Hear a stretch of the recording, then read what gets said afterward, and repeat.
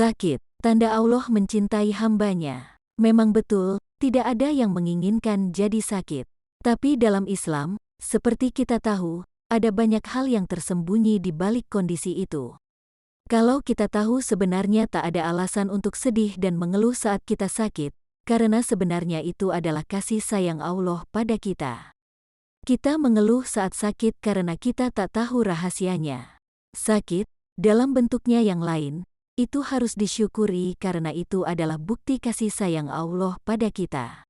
Rasulullah bersabda, apabila seorang hamba yang beriman menderita sakit, maka Allah memerintahkan kepada para malaikat agar menulis perbuatan yang terbaik yang dikerjakan hamba mukmin itu pada saat sehat dan pada saat waktu senangnya. Ujaran Rasulullah tersebut diriwayatkan oleh Abu Imamah Al-Bahili. Dalam hadis yang lain Rasulullah bersabda, apabila seorang hamba mukmin sakit, maka Allah mengutus 4 malaikat untuk datang padanya. Allah memerintahkan, 1. Malaikat pertama untuk mengambil kekuatannya sehingga menjadi lemah.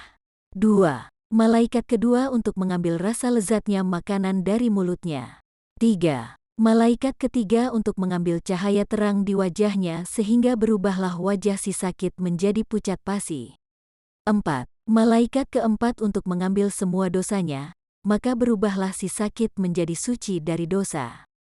Tatkala Allah akan menyembuhkan hamba mukmin itu, Allah memerintahkan kepada malaikat 1, 2 dan 3 untuk mengembalikan kekuatannya, rasa lezat dan cahaya di wajah sang hamba. Namun untuk malaikat keempat, Allah tidak memerintahkan untuk mengembalikan dosa-dosanya kepada hamba mukmin. Maka bersujudlah para malaikat itu kepada Allah seraya berkata, "Ya Allah, mengapa dosa-dosa ini tidak Engkau kembalikan?" Allah menjawab, "Tidak baik bagi kemuliaanku jika aku mengembalikan dosa-dosanya setelah aku menyulitkan keadaan dirinya ketika sakit. Pergilah dan buanglah dosa-dosa tersebut ke dalam laut." Dengan ini, maka kelak si sakit itu berangkat ke alam akhirat dan keluar dari dunia dalam keadaan suci dari dosa. Sakit memiliki 2 hikmah. Pertama, kita akan dekat dengan Allah. Dalam satu hadis qudsi Allah berfirman, "Hambaku sakit dan kamu tidak mengurusnya." Padahal kalau kamu urus hambaku yang sakit itu, maka kamu akan bertemu denganku, karena aku ada di sisi orang yang sakit. Orang sakit itu dekat kepada Allah. Jadi, jika saat sakit kita bersikap sabar dalam menerimanya, itu akan membuka jalan bagi kita untuk bisa bertemu Allah. Bukankah pada saat itu Allah mendekat dengan kita yang sedang sakit?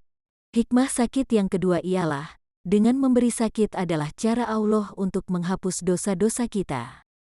Dalam sebuah hadis disebutkan, tiada seorang mukmin yang ditimpa oleh lelah atau penyakit, atau risau pikiran atau sedih hati, sampai pun jika terkena duri, melainkan semua penderitaan itu akan dijadikan penebus dosanya oleh Allah. Hadis riwayat Hari Bukhari Muslim. Kalau tertusuk duri saja bisa menjadi wasilah atau perantara pengampunan dosa-dosa kita oleh Allah, apalagi sakit yang lebih berat? Karena itu, sakit jika diterima dengan penuh kesabaran dan penuh keridaan, rela, suka, dan senang hati, maka sakit akan menjadi pembakar dosa-dosa kita.